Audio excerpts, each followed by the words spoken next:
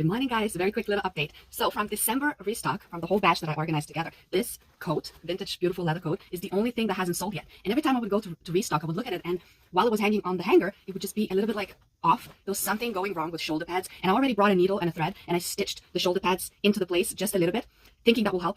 But every time I would come back, and I know people are trying this coat because it would be like off the hanger, kind of messed up a little bit. So people are interested because it's a stunning, gorgeous coat. And to be honest, I couldn't believe that nobody bought it yet because condition is beautiful. It is stunning, you know, and I was even thinking about lowering the price a little bit. But then at the same time, I believe that it deserved this price. So I thought I'll bring it home and I'll like investigate. I'll do a surgery on it. So I opened the inside seams here and look what I pulled out.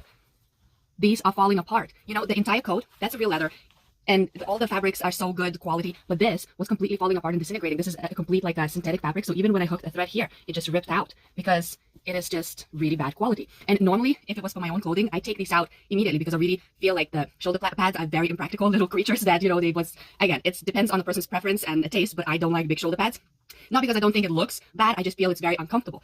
So my solution on this coat to remove these entirely, and I even thought that maybe I can stitch them on the outside so people can have an option to remove them if they want, but these can't stay in this coat. So here we are. Look, this coat does not need shoulder pads at all. There's enough of structure on this coat and it's so much more comfortable like this. So I'm going to be bringing this coat back next week.